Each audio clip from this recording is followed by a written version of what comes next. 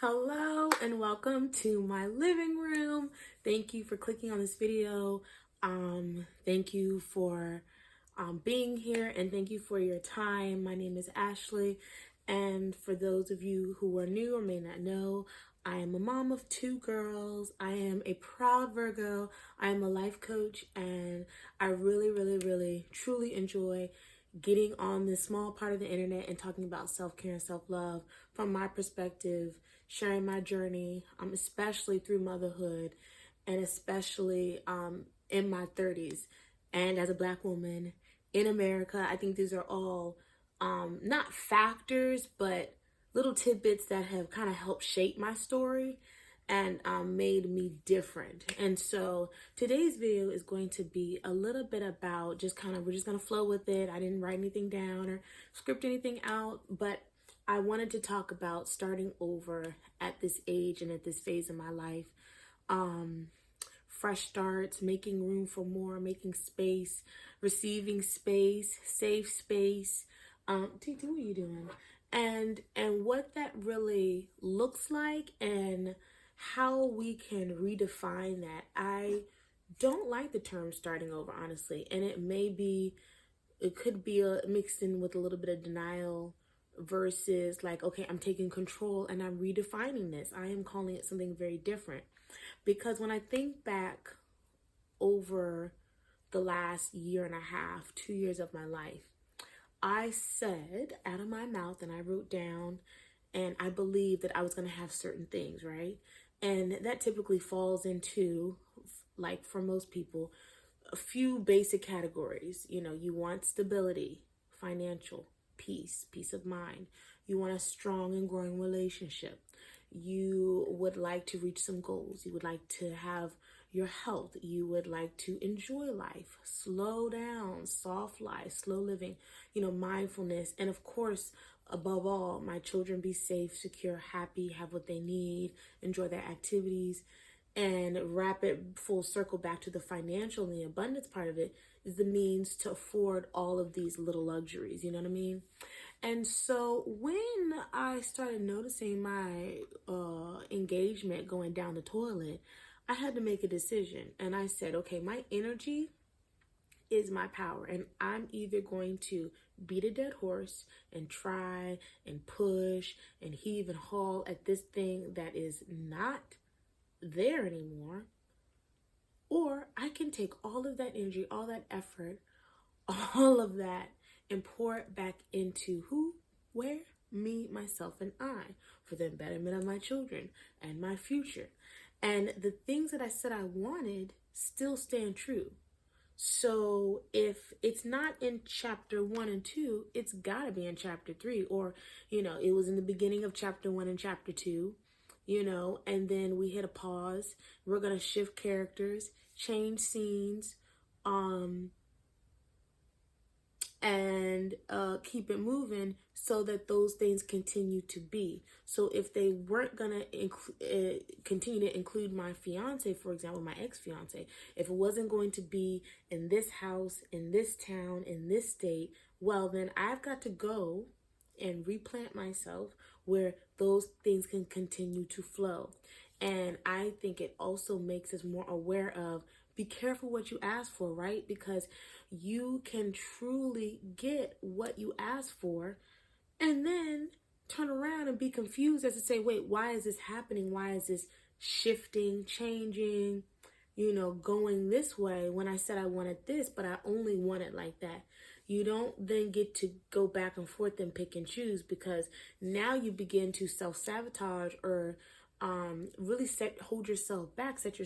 Because if I had stayed in a dying relationship that I had high hopes for, the relationship is not worth all of those things I just listed before that I said and professed that I wanted.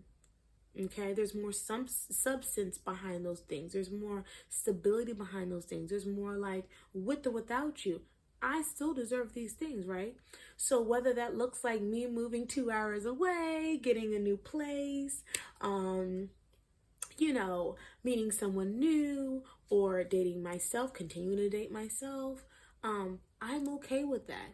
And so we can't begin to then be afraid of when the ground underneath us starts moving earthquake style, but really it's opening up these chasms, these deep rooted desires, deep rooted thoughts and beliefs that this is what you said you wanted, right? This is what you truly believe you deserve. This is what you truly have been aligning yourself with, whether you are consciously doing it or not. And what is also food for thought is when the things that unearth themselves, the things that appear in our lives are sometimes detrimental, sometimes toxic, sometimes dangerous, sometimes very unhealthy. And then we also have to settle with, this is what I created, right? This is what I asked for. But you can stay positive through that and say, okay, lessons learned. This can be still a redirection. This is going to make me stronger. This is going to make me more aware of my thoughts, aware of the things that I believe about myself. And I tell my 11-year-old now, like that song by Lupe Fiasco, if you are who you say you are, a superstar, then have no fear. The crowd is here, the crowd is near, whatever. You know, if you believe you can't or you can, both are true. Basic ways to look at this thing.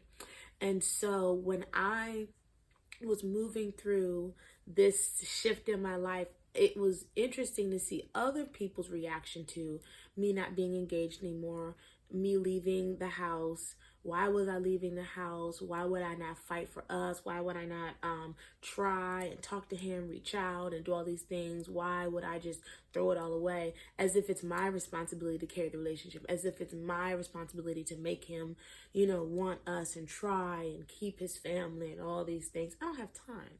Going back to the energy, your efforts can be and should be used for you and your best interest. And anyone and anything that is worth having and deserves to be in your life, deserves to take space, it's going to be ease there. It's going to be flow there. It's going to be like, you don't have to overthink this. You don't have to figure it out. It's just boom, boom, boom. Okay? It's just like, oh, that was easy. Oh, that was consistent.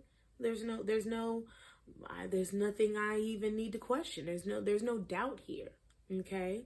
This place fell into my lap. I put in the application, before I could close my laptop, I had an email that said, you've been approved and welcome home and all this stuff.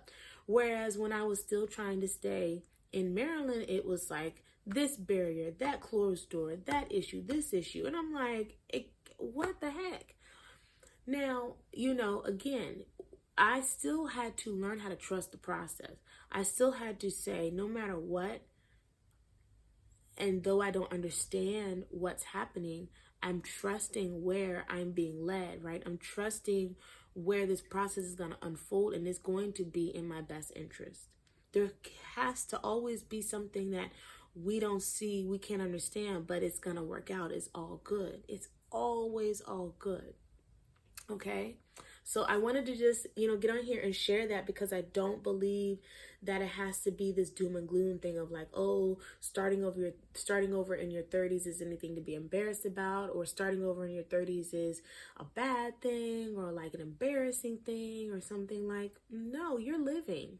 If you're not pushing daisies, you're doing good. If you got up, you drank some water, you're doing good. If you've got some goals, you've had some good thoughts, you're doing good. If we've got to stop being so hard on ourselves. We've got to stop overthinking this thing. We've got to stop being afraid of what our lives look like to other people, because it's really what it boils down to: judgment, preconceived notions, opinions, what our parents are going to say. I wouldn't necessarily say what my friends are going to say, but there definitely is sometimes like, I'm so shocked, like, oh my God, like, how could this happen? How did this happen? Are you okay? And you're like, I'm good. I'm actually good. Are you going to have those moments? Absolutely. Do you maybe need to take some time to sit with your thoughts, to sit with your feelings about things and all the change? Absolutely. That's okay. That is okay. I'll use this as an example. You all know I love dragonflies. Hence the name of this channel, the new name of this channel. Butterflies, any kind of winged bug like that. If you notice, excuse me, when they first are rebirth, basically, their wings have to unfold and expand. They unfurl. They, and they have to come into their own. Little baby calves, giraffes, horses, their little legs are so weak and wobbly. They need to take a couple minutes to get it together, and then try to put one hoof in front of the other to stand up to build that strength. And then once they get the standing situated, they try to take a step. Same with these dragonflies, butterflies, whatever. They, once the wings have expanded, okay, then they need to dry. And then they take a couple flaps, and then they get it together and they feel it out, and then they take off. Then you're galloping. Then you're off to the races. Then you take to the sky. So we cannot, forget nature and not see ourselves in these examples. You cannot forget how connected we are and how it's the same thing. If you are entering in any new phase, I don't care if it's a new job, driving a new car, a new relationship, new town, new city, whatever.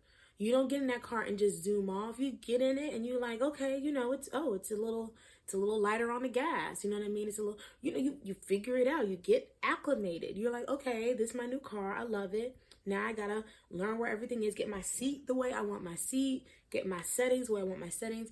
Then you ease off the lot. You do not just boom. You see what I'm saying? New job. You take a little while to get a feel for, what the requirements are, the training. They give you a training period. They give you a trial period.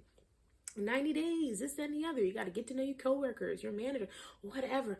All these things take time. And then you flip back to yourself when you're supposed to just got it, get it all together, do it fast, move, boom, boom, boom, boom, boom, boom, boom. I don't think that's good. I don't think that's realistic. And I don't think that's helpful to anybody. I don't think that being able to say that I push myself to just zoom through everything that I'm going through and get there fast, get there quick, fast, and in a hurry is winning. It's meeting goals and being productive. No, no. Slow down. Be gentle with yourself. Be kind with yourself, and feel your way through the life that you are ever creating.